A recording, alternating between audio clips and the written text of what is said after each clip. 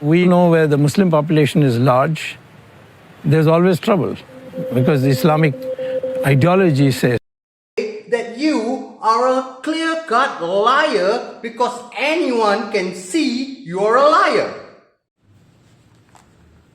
Assalamu alaikum wa rahmatullahi wa barakatuh. My brothers, my sisters, and everyone. May you be blessed by Allah. I mean, the UN has called this bill fundamentally discriminatory in nature, surely by leaving out Muslims and including every other religion in this bill. No, but in this act, this is rolling back India's secular democratic core. The act cannot be faulted for that. This was a commitment we had made over several years, over several governments. We have completed the job. We know where the Muslim population is large, there's always trouble because the Islamic ideology says so. Seriously? You have done your research. You have looked through it and you have done your research. Malaysia, Indonesia. Name me one war that brought Islam to Indonesia. They're not fighting. Malaysia is not fighting. None of them are fighting. Like what's happening in India with the BJP government and all that, which you can't hide much longer. The world knows. I mean, there's 200 million Muslims living in India. That's the second largest Muslim population in the world. And you're saying that wherever Muslims live, there's if Muslims become more than 30%, that country is in danger. That sounds like hatred. That sounds like language of hatred. It's easy to say hatred. I'm being kind to them by not letting them come to India. Article 14 of the Indian Constitution guarantees the right to equality, as you know, for all persons living in India. I can tell you that's a misinterpretation of Article 14. Article 14 guarantees equality of equals. I'll give you an example. Are all people not equal? All people are not equal.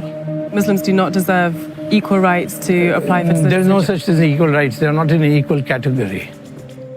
So since there is no such thing as equal rights, we are not in the equal category, well, of course. We are the slaves of Allah.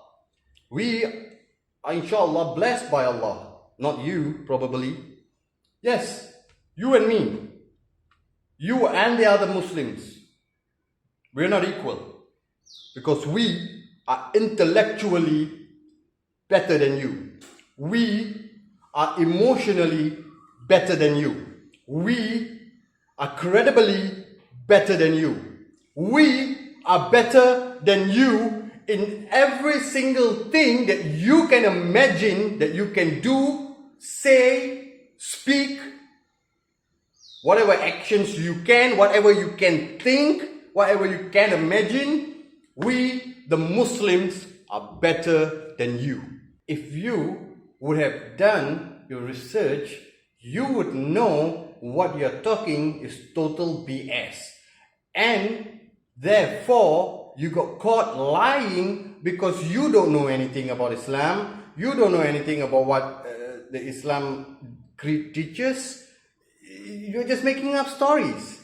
You say you're not a hater. Yes, you are a hater. You say it's easy for you to say. Yes, it's easy for anyone to say that you are a clear-cut liar because anyone can see you're a liar.